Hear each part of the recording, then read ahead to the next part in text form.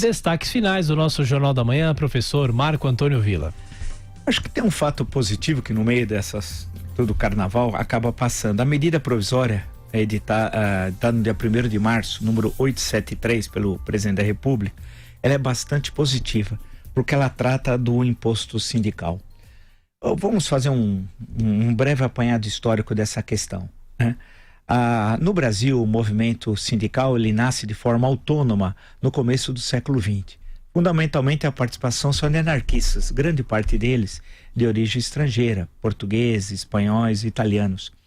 E faz uma luta, não havia sindicatos de associações de ajuda mútua, que é importantíssimo para direitos sociais que nós temos hoje, né? Isso vocês podem ler um livro bonito, um belo trabalho do Boris Fausto, chamado Trabalho Urbano e Conflito Social, São Paulo, 1890-1920.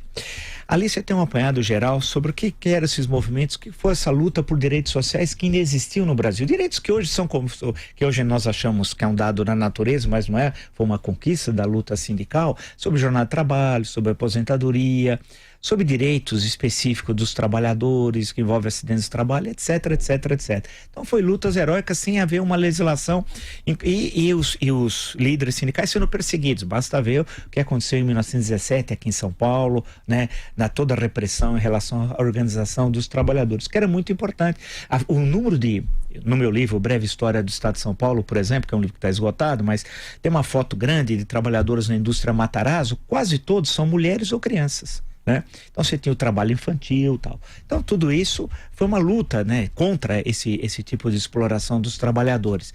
E aí surgiram nessa época algumas organizações que eram chamadas de sindicatos amarelos. Amarelos por não representar fielmente o interesse dos trabalhadores. Quando veio a Revolução de 30, foi criado o Ministério do Trabalho, uma das primeiras medidas da Revolução de 30. E logo após, você tem a legalização dos sindicatos, mas controlados pelo Estado. Ou seja, o sindicato tinha de passar pela chancela estatal o seu reconhecimento. Pouco depois, você tem a criação de toda uma estrutura sindical piramidal, sindicato, federação, que é nos estados, e a confederação, que é nacional, tal. Tanto de trabalhadores como de empresários, tal. É uma estrutura que assemelha-se à do fascismo italiano, né?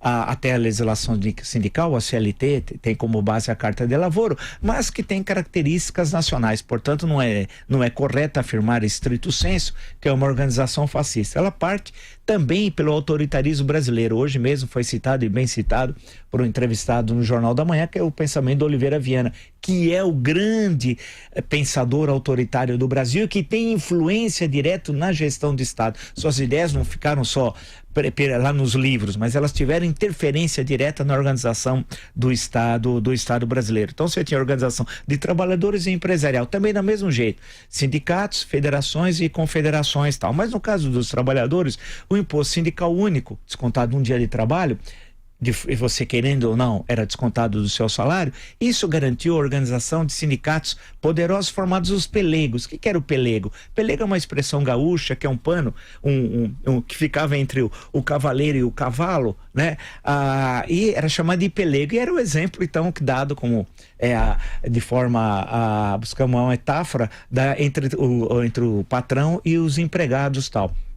Esse pelego ficou décadas no Brasil, anos 30, 40, 50, 60, 70, até a Constituição de 88, que teve algumas alterações em relação à estrutura que veio da ditadura do Estado Novo e tal. E dessa forma, esse dirigente se mantinha e tinha alto padrão de vida, porque o trabalhador quisesse ou não, o dinheiro estava na conta do sindicato, da federação ou da confederação. Alguns deles, eu me lembro de um deles que foi presidente durante décadas da CNTI, Confederação Nacional dos Trabalhadores da Indústria, o Ari Campista, andava só de sapato de crumo alemão, né? Era todo chique, não via uma fábrica há milênios, tal, né? Nunca, né? Passou rapidamente por um emprego e rapidamente entrou na estrutura sindical e foi ascendendo. Então eram chamados dirigentes pelegos. Teve vários que ficaram célebres na história do sindicalismo. Mas veio a Constituição de 88 e acabou mantendo isso. Então a medida provisória, ela é 873, de 1º de março, ela é importante porque ela liberta o trabalhador do pelego. Então se você quer se filiar ao sindicato, não tem problema, você pode se filiar. Vem um boleto, você vai no banco e paga e você está filiado ao sindicato. Por quê? Os sindicatos, após a reforma trabalhista, começaram a tergiversar a decisão do Congresso. De que forma? Falava que a decisão era das assembleias. Só que as assembleias apareciam 0,1% dos trabalhadores, né, 1%, não aparecia ninguém. Eles aprovavam nas assembleias o desconto. Ou nos contratos coletivos de trabalho. Chegavam para o setor empresarial e diziam o seguinte: nós fechamos o acordo, o contrato coletivo, porém, vocês vão ter de descontar na fonte o imposto sindical único. E muitos empresários eram coagidos pelos sindicatos de trabalhadores a fazer isso. Então, de que forma? Criou-se a liberdade. A MP, a medida provisória, libertou o trabalhador. Ele se filia ou não. E, concluindo, nessa questão, nós devíamos ter chegado ao limite que existe em outros países, que é correto, no meu entender, é um bom exemplo, né? Que a pluricidade sindical é plural. Tem a pluralidade sindical, tem vários sindicatos na mesma base, por categoria. Por que não? Você vai se associar ao sindicato que melhor o representa, né? Eu acho isso uma questão oficial. E, um outro ponto, não precisa o sindicato ser reconhecido pelo governo.